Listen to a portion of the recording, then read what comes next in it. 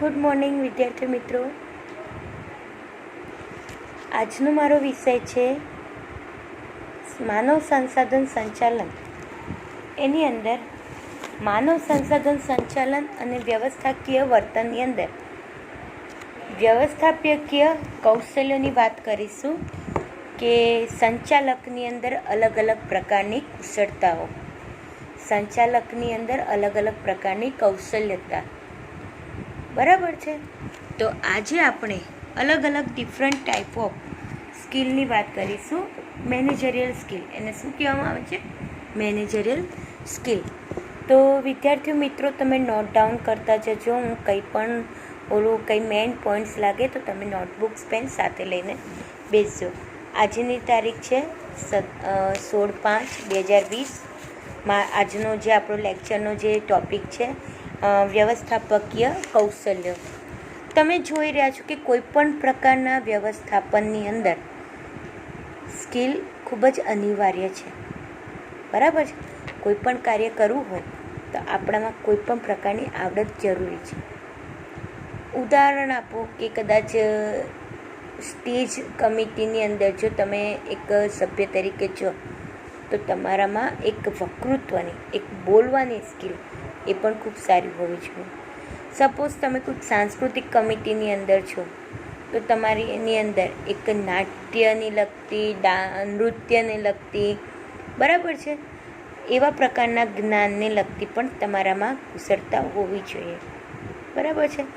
અથવા તો તમે કદાચ કોઈ પ્રકારનું ટેકનિકલ વર્ક કરી રહ્યા છો તો તમારી પાસે એ ટેકનિકલ સોર્સિસને ચલાવવા માટેની પણ તમારી અંદર કુશળતા હોવી જોઈએ.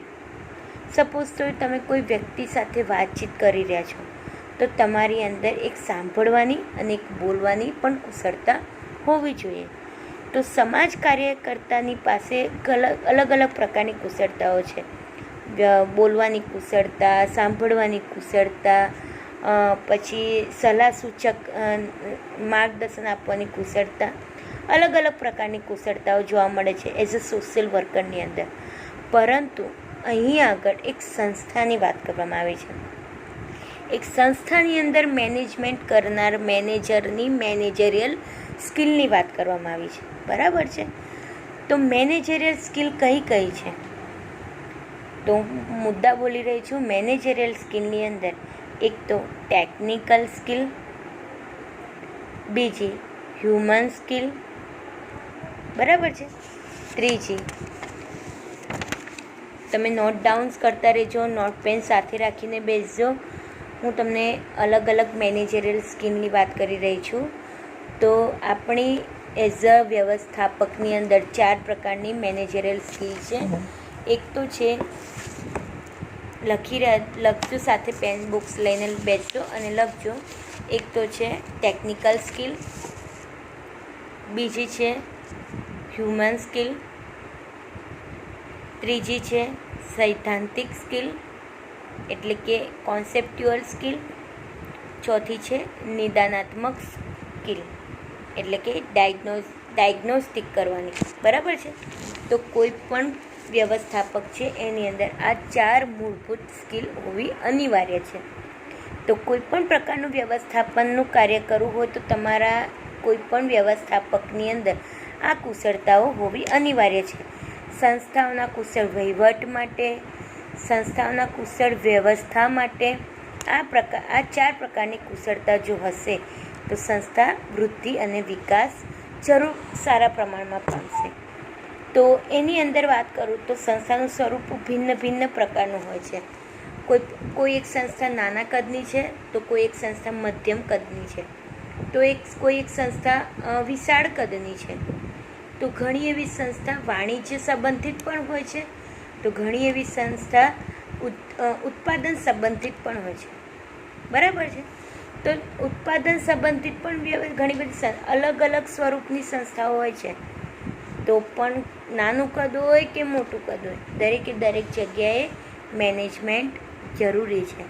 અને એ મેનેજમેન્ટને કુશળ બનાવવા માટે એક મેનેજર પણ જોઈએ. અને એ મેનેજર કેવો જોઈએ? કુશળ ભર્યો હોવો જોઈએ, કૌશલ્યતા પરિપૂર્ણ એનામાં હોવી જોઈએ. તો એવી જો કુશળતાભર્યો સંચાલક હશે તો સંસ્થાનું સારું વહીવટ પણ કુશળ બનાવશે અને તેનું વ્યવસ્થાપન સારી રીતના કુશળભરી બનાવશે. તો કોઈ પણ પ્રકારનું સ્વરૂપ હોય, ભિન્ન ભિન્ન પ્રકારનું સ્વરૂપ હોય તો ત્યાં આગળ પણ વ્યવસ્થાપન જરૂરી છે અને એ વ્યવસ્થા કરવા માટે સારી કુશળતા પણ અનિવાર્ય છે. તો સૌપ્રથમ તો વ્યવસ્થાપક જ કુશળ હોવો જોઈએ. અને તમે જુઓ તો અત્યારે હાલ કોમ્પિટિશનવાળું જનરેશન ચાલી રહી છે. દરેક જગ્યાએ કોઈ પણ ક્ષેત્રમાં કોમ્પિટિશન આવી ગઈ છે. કોઈ એક જ ઉત્પાદનને લગતી ઘણી બધી કંપનીઓ છે, ઘણી બધી ઇન્ડસ્ટ્રીઓ છે, પરંતુ તમે જોજો મેનેજમેન્ટના અભાવના કારણે ઘણી ઇન્ડસ્ટ્રી, ઘણી કંપનીને તાળા પણ વાગી ગયા છે. તમે જોયા હશે, બરાબર છે.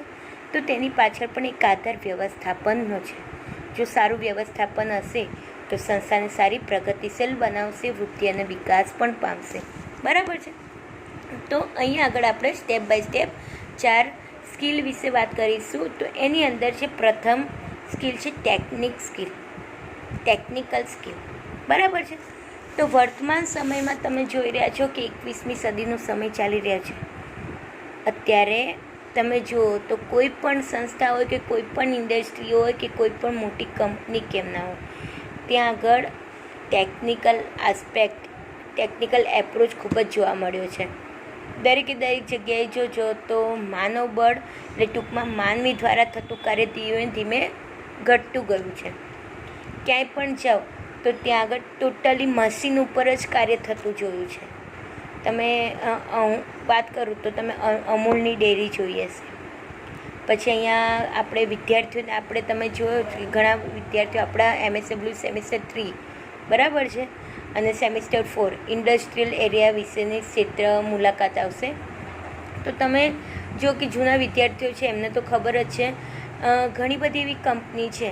અહીંયા આગળ નજીકમાં જે કાપડીની વાવ બરાબર છે, બાલાસિનોરની નજીક જે કાપડીની વાવ જે છે, દાણ ફેક્ટરી, ત્યાં ટોટલી મશીન ઓપરેટર જ છે. ત્યાં આગળ ટોટલી તમે જો દાણનું કેટલું દાણ ભરાય છે, પેકિંગ પણ મશીનથી થાય છે, પછી તેનું વજન પણ મશીન દ્વારા થાય છે, બરાબર છે. તો તમે આગળ પણ જુઓ તો step by step totally machine ઉપર જ ઓપરેટ થતું કાર્ય થતું જાય છે. અને એ મશીનને ઓપરેટ કરવા માટે પણ ત્યાં ટેકનિકલ વર્કઆઉટ કરતો વ્યક્તિ બેસાડવામાં આવે છે, જે ટોટલી મશીનને ઓપરેટ કરે છે, બરાબર છે. એવી રીતના ઘણા બધા ઉદ્યોગ ક્ષેત્રમાં પણ તમે જુઓ તો પહેલાં કેવું હતું, જાતે ખાદ્ય સામગ્રી બનાવવામાં આવતી હતી. અત્યારે તો તમે જુઓ તો ટેકનિકલ એપ્રોચીસ એટલા બધા આવી ગયા છે, દરેક જગ્યાએ ટેકનિક આવી ગઈ છે. તો કોઈ પણ ગૃહ ઉદ્યોગમાં તમે જુઓ તો પહેલાં માણસો જાતે લોટ બાંધતા હતા, બરાબર છે. હવે લોટ બાંધવાનું પણ મશીન આવી ગયું છે, પેકિંગ કરવાનું પણ મશીન આવી ગયું છે, એનું વજન કરવાનું પણ મશીન આવી ગયું છે. તો પહેલાં કરતાં અત્યારે ખૂબ જ વર્તમાન સમયમાં ખૂબ જ ફેરફાર જોવા મળ્યા છે. તો આ ટેકનિકલ બાબતની પણ એ વ્યવસ્થાપક જે છે એને જાણકારી હોવી જોઈએ, બરાબર છે. એના વિશે જાગૃતતા એનામાં હોવી જોઈએ. તો વર્તમાન સમયમાં ટેકનિક અને યાંત્રિક સાધનો વધુ જોવા મળે છે અને તેનો ઉપયોગ કેવી રીતના કરવો એના અંગેનું પણ જ્ઞાન એઝ અ વ્યવસ્થાપકની અંદર હોવું જોઈએ. અને જો વ્યવસ્થાપકની અંદર સારું ટેકનિકલ નોલેજ હશે, સારી ટેકનિકલ કુશળતા હશે તો એ સંસ્થાને સારો ફાયદો પણ કરાવશે. પહેલાં કેવું હતું, કોઈ પણ કાર્ય કરે તો એનો સમય ખૂબ જ જતો હતો, જ્યારે એ જ કાર્ય કરવામાં ઓછો સમય જાય છે. એટલે કે તમે સંસ્થાને જો આવા પ્રકારના સોફ્ટવેરો, આવા પ્રકારની ટેકનિકવાળી સાધનનો ઉપયોગ કરશો કોઈપણ સંસ્થામાં તો એ સંસ્થાને ખૂબ જ સફળતા મેળવવા પાત્ર રહેશે. તો આના વિશે જાગૃતતા, આના વિશે જાણકારી, કોઈ પણ ટેકનિકલ બાબત વિશે જ્ઞાન પણ એ સંચાલકની અંદર હોવું જોઈએ. એનામાં એ કુશળતા અનિવાર્ય છે. તમે જુઓ તો કે 21મી સદીમાં કોમ્પ્યુટરનો ઉપયોગ દરેક જગ્યાએ થાય છે. તમે જોઈ રહ્યા છો કે દરેક જગ્યાએ કોમ્પ્યુટરનું વર્ક વધી ગયું છે. કોઈ પણ ડેટા નાખવા હોય તો પણ કોમ્પ્યુટરને પહેલાં રાઇટિંગથી કામ થતું હતું, લખીને દરેક પેપર વર્ક થયું જોવા મળતું હતું. પણ હવે તમે જો તો એ પેપર વર્કનું કામ પણ ઘટવા માંડ્યું છે. કોઈ પણ સંચાલક હોય તેને કોઈ પણ ડેટા નાખો તો પણ કોમ્પ્યુટરનો ઉપયોગ કરવો પડે છે, કોઈ પણ મેલ કરવો હોય તો પણ કોમ્પ્યુટરનો ઉપયોગ કરવો છે. ટૂંકમાં સંસ્થાને લગતું કોઈ પણ કામગીરી કરવી હોય તો એ જ કોમ્પ્યુટરના આધારે અત્યારે વધુ શક્ય બનવા લાગ્યું છે. તો 21મી સદીમાં કોમ્પ્યુટરનો વધુ ઉપયોગ થવાના કારણે તમે જુઓ છો કે કોમ્પ્યુટરનો ઉપયોગ ફક્ત ઉપર છેલ્લો નહીં, એની અંદર જે પણ સોફ્ટવેર તમે અપલોડ કરો છો, જે પણ સોફ્ટવેર તમે યુઝ કરો છો, ડેવલપ કરો છો, એની પણ સંચાલકને જાણકારી હોવી જોઈએ. વ્યવસ્થાપક જે હોય છે, અગર બજારમાં ચાલતી પણ તમે જુઓ કે નવી ટેકનોલોજી અંગે પણ એનામાં જાગૃતતા હોવી જોઈએ. અત્યારે આપણે જોઈ રહ્યા છીએ કે કોલેજ પણ એક સંસ્થા છે, બરાબર છે, શાળા એ પણ એક શૈક્ષણિક સંસ્થા છે.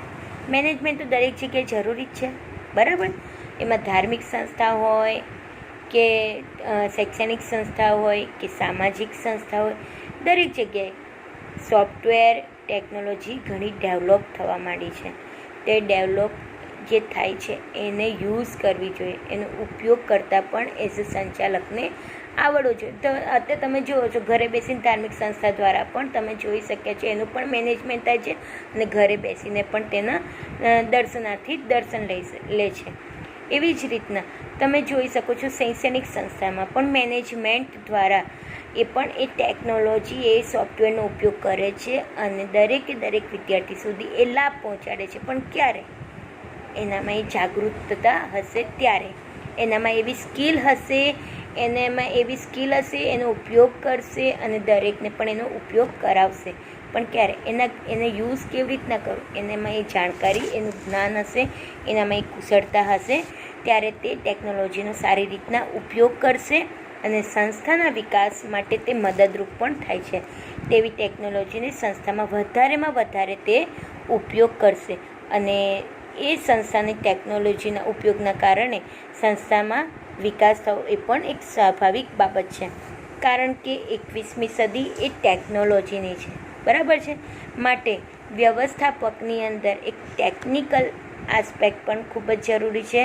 એને ફક્ત ઉપર છેલ્લું જ્ઞાન ના હોવું જોઈએ, એને તમામ ટેકનિકલ બાબત, તમામ સોફ્ટવેર, તમામ ટેકનોલોજી વિશે એનામાં જાગૃતતા હોવી જોઈએ. એને યુઝ કેવી રીતના કરવું, એને કેવી રીતના આપણા સંસ્થાના વિકાસ માટે અપડેટ કરી શકાય, એને ડેવલપ કરી શકાય, બરાબર છે. બજારમાં ઘણી બધી ટેકનોલોજી આવે, એને કેવી રીતના આપણા સંસ્થા સુધી પહોંચાડવી, એ દરેક કર્મચારી સુધી પણ એને કેવી રીતના જ્ઞાન પૂરું પાડવું, એ પણ જ્યારે વ્યવસ્થાપકની અંદર એ કૌશલ્યતા હશે ત્યારે એનો સારી રીતના ઉપયોગ કરી શકશે અને સંસ્થાને સારી રીતના વિકાસશીલ પણ બનાવી શકશે આ કૌશલ્યતા દ્વારા.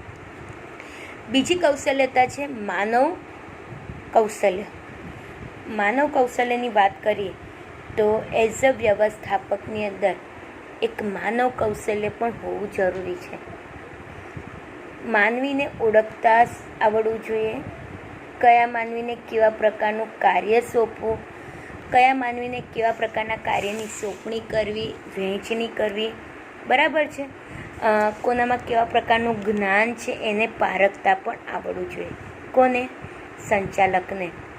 જો સંચાલકની અંદર માનવ કૌશલ્ય સારા પ્રમાણમાં હશે તો તે દરેકે દરેક કર્મચારીને સારી કામની સોંપણી કરી શકશે, સારા કામનું શ્રમ વિભાજન કરી શકશે. એના જ્ઞાનને આધારિત તેને તે કાર્ય પૂરું પાડવામાં આવશે, બરાબર છે.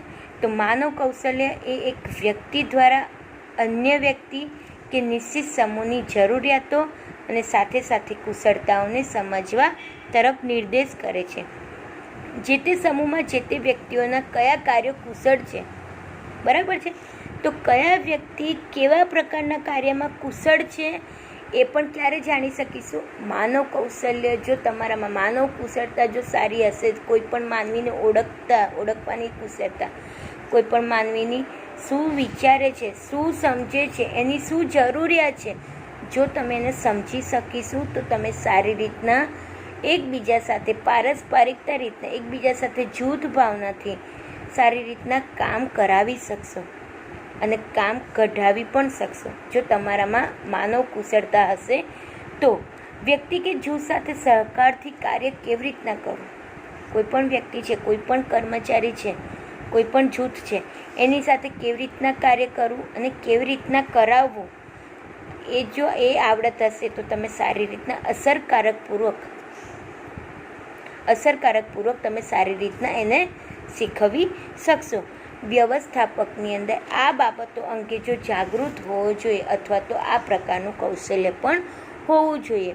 સંસ્થાની અંદર જો આવા પ્રકારના કૌશલ્યનો ઉપયોગ થશે તો સંસ્થામાં એકબીજાનો સહકાર સારી રીતના જળવાઈ શકશે. વ્યવસ્થાપકની અંદર કર્મચારીઓનો મિજાજ પણ પારખવાની આવડત પણ હોવી જોઈએ કે વ્યક્તિ કેવો છે, ઉત્સાહી છે કે અર્ધકુશળ છે, એનામાં કોઈ પણ કામ કરવાની આવડત ઓછી છે, એનામાં જ્ઞાનનો અભાવ છે, એ પારખવાની પણ આવડત તમારામાં એટલે કે સંચાલકની અંદર હોવી જોઈએ. એ માનવ કૌશલ્ય હોવું જોઈએ. કર્મચારીઓની જરૂરિયાતો અંગેની સમજ પણ હોવી જોઈએ. વ્યક્તિ શું વિચારી રહ્યો છે, કેમ એ વધારે પડતું એબ્સન્ટિઝમ પર રહે છે. સપોઝ કોઈ કર્મચારી છે, ઉદાહરણ આપું, તે વારંવાર એબ્સન્ટિઝમ પર રહે છે, તો એની સાથે કડકાઈભર્યું વર્તન કર્યાના બદલે ઉષ્માભર્યું વર્તન રાખીને જો એની સાથે વાતચીત કરશો તો તેના મનની તમામ વાતચીત એઝ અ સંચાલકને કોઈ પણ કર્મચારી સંચાલકને શેર કરશે. તો જ્યારે કોઈ સારો સંચાલક હશે, એનામાં માનવ કૌશલ્યતા સારી હશે તો સારી રીતના ઉષ્માભર્યું વર્તન રાખશે અને કર્મચારી સાથે સારી રીતના વાતચીત કરશે. બરાબર છે.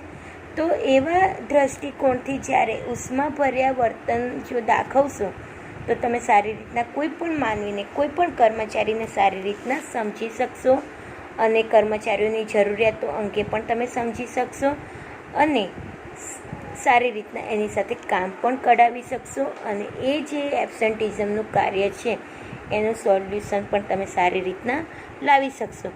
તેમજ સંસ્થામાં કે સંસ્થાના સંદર્ભમાં ઘટતી કોઈ ઘટનાઓને જુદા જુદા દ્રષ્ટિકોણથી પણ જોવાનું અને સમજવાનું કૌશલ્ય પણ વ્યવસ્થાપકમાં હોવું જરૂરી છે.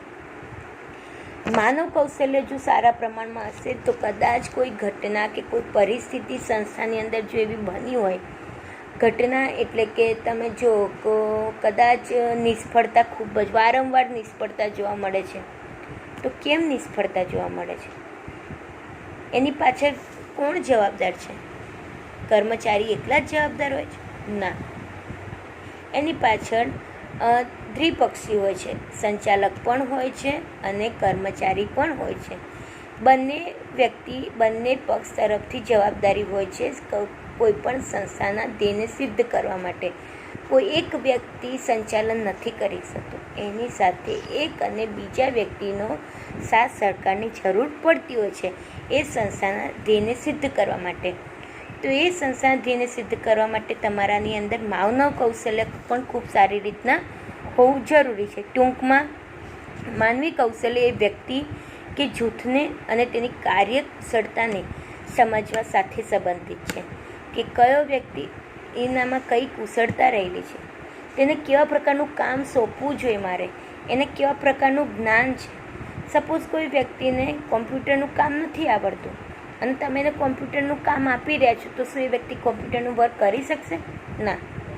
કોઈ એક વ્યક્તિ છે જેને ગાણિતિક બાબત એટલે કે એકાઉન્ટિંગનું કામ નથી ફાવતું, બરાબર છે, એનામાં એ સ્કિલ ઓછી છે અને એ કુશળતાને ધ્યાનમાં રાખીને જો તમે કોઈ કાર્યની સોંપણી કરશો, બરાબર, જેનામાં જેવી કુશળતા એને એવા પ્રકારનું કાર્ય સોંપશો તો સારી રીતના વર્કઆઉટ કરશે. પરંતુ એનામાં એ કુશળતાનો અભાવ છે અને તમે એને કાર્યની સોંપણી કરો છો તે કાર્ય સિદ્ધ થઈ શકશે નહીં. એટલા માટે કે વ્યવસ્થાપકની અંદર પણ આ પ્રકારની સ્કિલ હોવી જોઈએ. માનવ કૌશલ્ય, માનવને સમજવાની, માનવને પારખવાની, બરાબર છે. ત્રીજી સ્કિલ છે સૈદ્ધાંતિક કૌશલ્ય. સૈદ્ધાંતિક કૌશલ્યની વાત કરતાં પહેલાં હું તમને પાછળ જે મેં તમને વાત કરી કે માનવ કૌશલ્ય, જો હજી ના ખ્યાલ આવ્યો તો હું તમને એ પણ કહું કે બીજું પણ ઉદાહરણ આપું. તો માનવ કૌશલ્ય, કોઈ પણ વ્યક્તિ જો એનામાં માનવ કૌશલ્યતાની કુશળતા સારી હશે સંચાલકની અંદર, તો દરેકે દરેક વ્યક્તિનો સ્વભાવ પણ જાણી શકશે. એક સાયકોલોજીકલ બાબત છે. તો મેં તમને આગળ પણ વાત કરી હતી કે સંચાલન એ અલગ અલગ સમાજશાસ્ત્રનો એક ભાગ તો છે, સાથે સાથે માનવશાસ્ત્ર, બરાબર છે, સમાજશાસ્ત્ર, અર્થશાસ્ત્ર, બહુ વિવિધ શાખાકીય પદ્ધતિ છે. તો જો તમે જો તો એને એ પ્રકારનું નોલેજ છે. તો સંચાલકની અંદર એને મનોવિજ્ઞાનને લગતું પણ નોલેજ છે. કેમ? તે માનવી સાથે કાર્ય કરવાનું છે ને માનવી શું વિચારે છે, શું સમજે છે, એનો મિજાજ કેમ આવો છે, તે અત્યારે કામના સ્થળે કાર્યસ્થળ પર ગુસ્સે કેમ છે, કેમ ઉદાસ છે, બરાબર છે, એનામાં કઈ શું ગંભીર પરિસ્થિતિ એની સાથે બની રહી છે, અથવા તો કર્મચારીની જરૂરિયાત. જો તમે કર્મચારીની જરૂરિયાત નહીં સમજો તો કર્મચારીઓ પણ તમારી બાબત તમે જે કામની સોંપણી કરી છે એને પ્રોપરલી વર્કઆઉટ નહીં કરી શકે. એમની જરૂરિયાત છે કે અહીંયા અમને 3 જોગવાઈઓ મળી રહે: સ્વચ્છતાને લગતી, તંદુરસ્તીને લગતી અને કલ્યાણને લગતી પણ જોગવાઈઓ મળી રહે, બરાબર છે. ઇન્ડસ્ટ્રીયલ એક્ટ છે, એની અંદર પણ તમે જુઓ છો, ફેક્ટરી એક્ટની અંદર બતાવ્યું છે કે દરેક કર્મચારીને તેની જે જરૂરિયાતો છે એ પૂર્ણ થવી જોઈએ. તો આ એક કાયદો છે, એ કાયદાનું પણ એને જ્ઞાન હોવું જોઈએ. એ માનવ કૌશલ્યતાની બાબત છે. તેની જરૂરિયાતો છે કલ્યાણને લગતી જોગવાઈઓ. તેના કલ્યાણ માટે પણ તમે અલગ અલગ સગવડો પૂરી પાડવી જોઈએ. એની સ્વચ્છતા માટે, એની તંદુરસ્તી માટે પણ અલગ અલગ જે જરૂરિયાતો છે એ પણ એ પૂર્ણ કરવી જોઈએ, જેથી કર્મચારી પણ ત્યાં સારી રીતના વર્કઆઉટ કરી શકશે અને સારી રીતના એ ધ્યેયને સિદ્ધ કરવા માટે પોતે કામને સમર્પિત થશે. માટે એઝ અ સંચાલક તરીકે તેના માનવ કૌશલ્યને પણ આ કુશળતા અનિવાર્યતા જરૂરી છે. ત્યાં આગળ ત્રીજું છે સૈદ્ધાંતિક કૌશલ્ય. સૈદ્ધાંતિક કૌશલ્ય એ સંસ્થાનું સર્વગ્રાહી રીતે નિરીક્ષણ કરવા સાથે સંબંધિત છે. આગળ આપણે વાત કરી અલગ અલગ ટેકનિકની બાબતમાં કે વ્યવસ્થાપકીય જે કૌશલ્ય છે એની અંદર ટેકનિકલ સ્કિલ, બરાબર છે, હ્યુમન સ્કિલ, અને ત્રીજી છે જે છે એની અંદર આપણે વાત કરીશું સૈદ્ધાંતિક સ્કિલ. સૈદ્ધાંતિક કુશળતા એટલે કે કોન્સેપ્ટ્યુઅલ સ્કિલ. કોન્સેપ્ટ્યુઅલ સ્કિલની અંદર એવા પ્રકારની કુશળતા છે જેના દ્વારા તે નિરાકરણ કરે છે, જેના દ્વારા તે નિરીક્ષણ કરે છે. શેનું નિરીક્ષણ? કાર્ય કરતી સંસ્થા, કોઈપણ જે સંસ્થા છે, કોઈપણ ઇન્ડસ્ટ્રી છે, કોઈપણ કંપની છે, એનું નિરીક્ષણ કરવું જરૂરી છે. કેમ?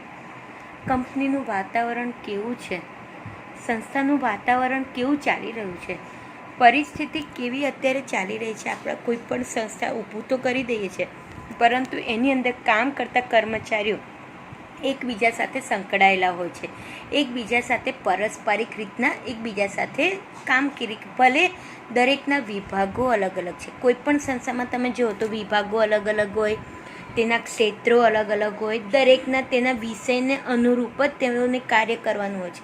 પરંતુ વિભાગો અલગ અલગ હોવા છતાં પણ તેઓ એક જ સંસ્થાની અંદર એકબીજા સાથે સંકળાઈને, એકબીજા સાથે પારસ્પરિક રીતના જોડાઈને તેઓ કાર્ય કરતા હોય છે. એટલે કે સૈદ્ધાંતિક કૌશલ્ય એ સંસ્થાનું સર્વગ્રાહી રીતે નિરીક્ષણ કરવા સાથે સંબંધિત છે. બીજી વાત કરું તો સૈદ્ધાંતિક કૌશલ્ય એ સંસ્થામાં અસ્તિત્વ ધરાવનાર જે જુદા જુદા વિભાગોના આંતર સંબંધોનું નિરીક્ષણ કરે છે. શા માટે? કે કામ કરતા કર્મચારીઓ અલગ અલગ છે. કામ કરતા કર્મચારીઓ અલગ અલગ લાયકાત ધરાવતા છે, અલગ અલગ કામગીરીની સોંપણી કરેલી હોય છે તેઓના કુશળતાઓના આધારે, તેઓની લાયકાતના આધારે. તો તેઓ એકબીજા સાથે પારસ્પરિક રીતના જોડાઈને એકબીજા સાથે જૂથ ભાવનાથી કામ કરતા હોય છે. પણ અમુક સમય એવી પરિસ્થિતિ આવતી હોય છે કે અમુક વખતે વાદ વિવાદ અથવા તો કંકાસ અથવા તો તમે જો તો એકબીજા સાથે વાતચીત કરતી વખતે પણ ઘણી વખતે તેઓ વેરભાવના અથવા તો ઝઘડા પણ કરી બેસતા હોય છે, અથવા તો અંદર એકબીજા સાથે જૂથ ભાવનાનો અભાવ પણ જોવા મળતો હોય છે. તો આવું વાતાવરણ કેમ સર્જાયું? બરાબર છે. એ વાતાવરણ, એવી જે પરિસ્થિતિ છે એનું નિરાકરણ કેવી રીતના લાવી શકશે? તો એક નિરીક્ષણ કરશે સંચાલક. એ શેના દ્વારા? એક સૈદ્ધાંતિક કૌશલ્યતાના દ્વારા તે સારી રીતના નિરીક્ષણ કરશે અને એ પરિસ્થિતિ, એ ઘટનાને એ સમજશે અને સારી રીતના તે નિરાકરણ લાવવા માટેની એક મહત્ત્વની ભૂમિકા પણ ભજવશે.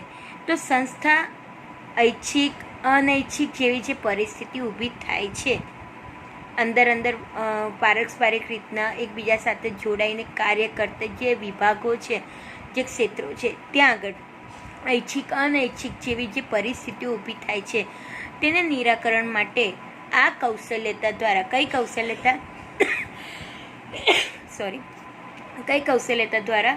તો સૈદ્ધાંતિક કૌશલ્યતા દ્વારા સારી રીતના નિરીક્ષણ સાથે સંબંધિત ધરાવતું હોવાથી તે સારી રીતના એ નિરાકરણ પણ કરવામાં મહત્ત્વની ભૂમિકા ભજવે છે. સંસ્થા, કંપની કઈ પરિસ્થિતિમાંથી પસાર થઈ રહી છે, કયા વાતાવરણમાં તે કાર્ય કરે છે, બરાબર છે.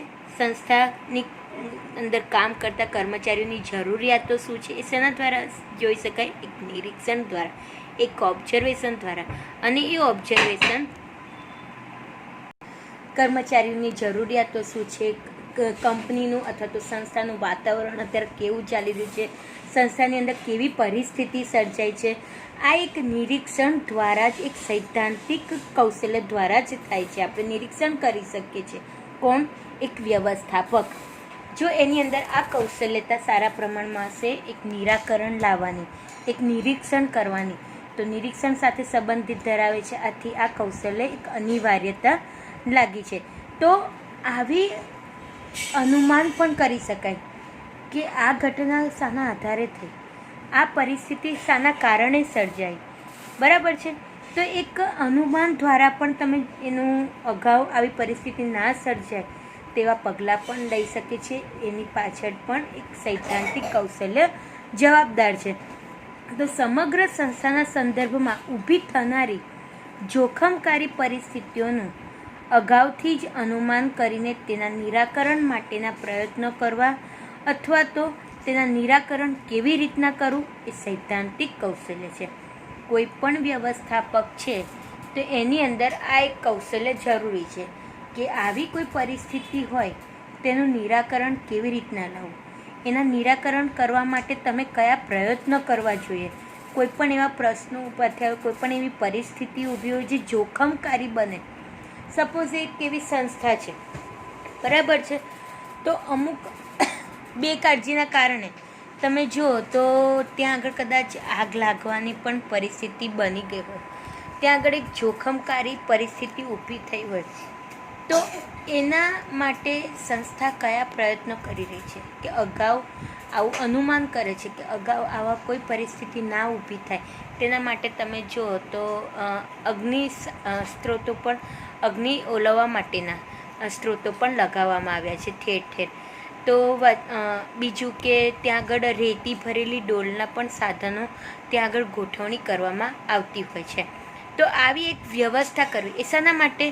અગાઉ બનેલી જે પરિસ્થિતિ છે, અગાઉ બનેલી જે ઘટના છે એનું નિરાકરણ લાવવા માટે, એ પરિસ્થિતિ ફરીથી ના સર્જાય, જોખમકારી પરિસ્થિતિ ના સર્જાય તેના માટે તે આવા પ્રયત્નો કરે છે. અને એ પ્રયત્નો શાના દ્વારા થાય? એક સૈદ્ધાંતિક કૌશલ્ય દ્વારા. એ સૈદ્ધાંતિક કૌશલ્ય શેના સાથે સંબંધિત ધરાવે છે? નિરીક્ષણ સાથે સંબંધિત ધરાવે છે. આમ સમસ્યાનું નિરાકરણ લાવવા માટે સૈદ્ધાંતિક કૌશલ્ય મહત્ત્વની ભૂમિકા ભજવે છે. આગળ આપણે વાત કરીએ કે નિદાનાત્મક કૌશલ્ય એટલે કે ડાયગ્નોસ્ટિક સ્કિલ. ડાયગ્નોસ્ટિક સ્કિલ એ કોઈ પણ વ્યવસ્થાપક હોય તેનામાં એક સ્કિલ તો ખૂબ જ મહત્ત્વની સ્કિલ છે.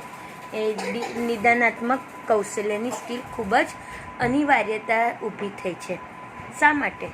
તમે જુઓ છો કે કોઈ પણ ડૉક્ટર હોય તો કોઈ પણ રોગના નિદાન માટે એને ડાયગ્નોસ્ટિક કરવું ખૂબ જ જરૂરી છે.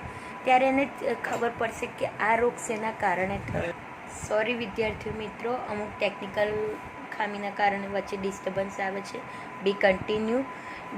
નિદાનાત્મક કૌશલ્ય એટલે કે ડાયગ્નોસ્ટિક સ્કિલ. આ ડાયગ્નોસ્ટિક સ્કિલ ખૂબ જ મહત્ત્વની છે એઝ અ મેનેજરની અંદર.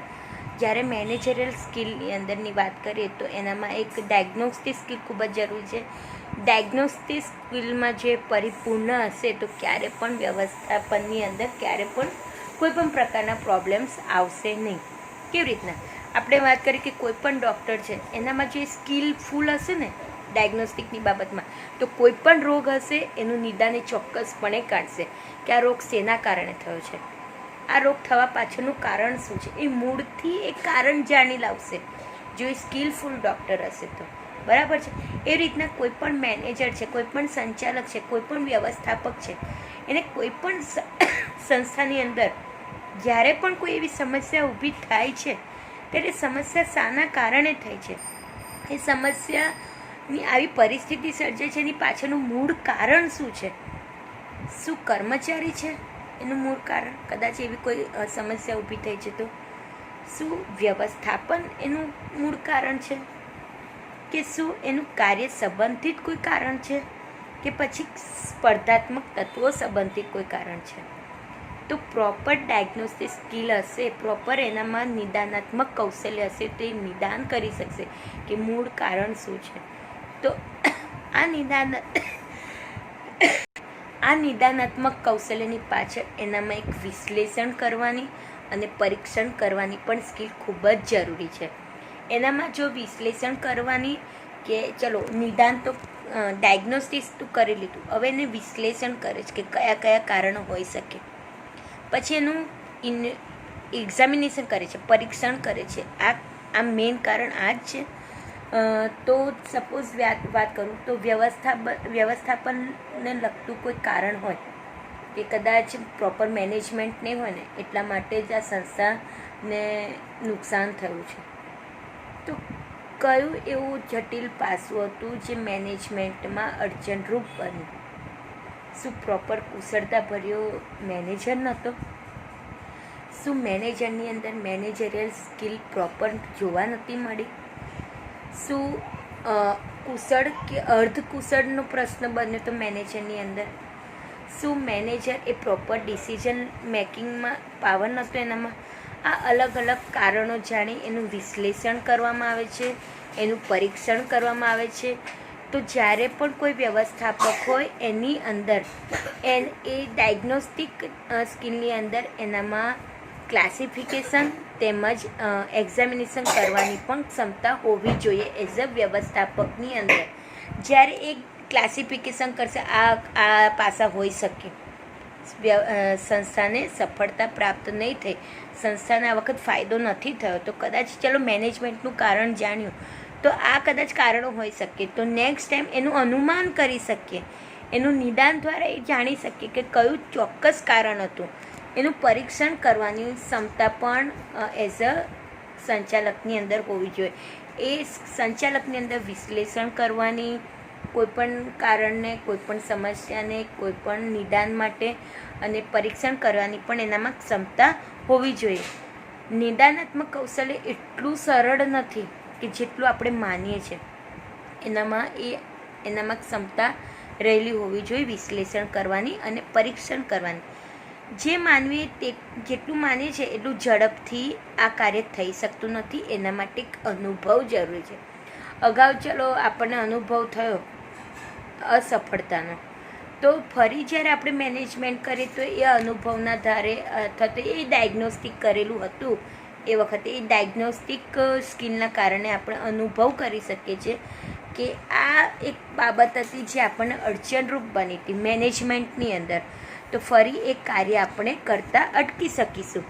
એટલા માટે કહે છે કે અનુભવ દ્વારા પણ નિદાનાત્મક કૌશલ્યનો વિકાસ સારી રીતના કરી શકાય છે. કારણ કે જુદી જુદી પરિસ્થિતિઓમાં જુદા જુદા દ્રષ્ટિકોણથી સર્વગ્રાહી રીતે સંસ્થાને જોવા માટેનો વિશ્લેષણાત્મક ક્ષમતાનો વિકાસ અનુભવ દ્વારા જ થાય છે.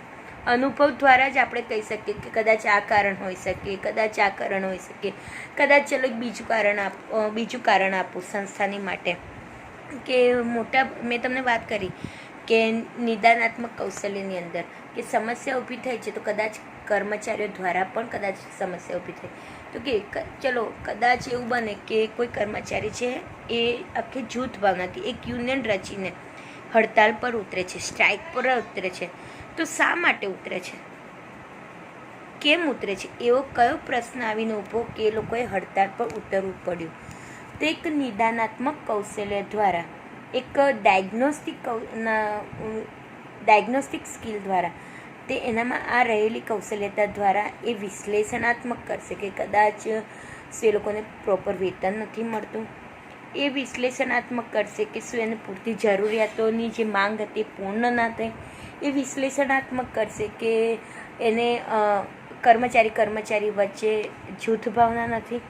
આ યોગ્ય અલગ અલગ વિવિધ વિકલ્પો જાણીને પણ એ પરીક્ષણ કરશે અને એના દ્વારા આવા થયેલા અનુભવ દ્વારા એ ફરી આવું અનુમાન કરી શકશે અને ફરી મેનેજમેન્ટમાં પણ એ ધ્યાન રાખી શકશે. તો આ છે 4 પ્રકારની સ્કિલ દ્વારા તો વ્યવસ્થાપન ખૂબ સારી રીતના થઈ શકે છે.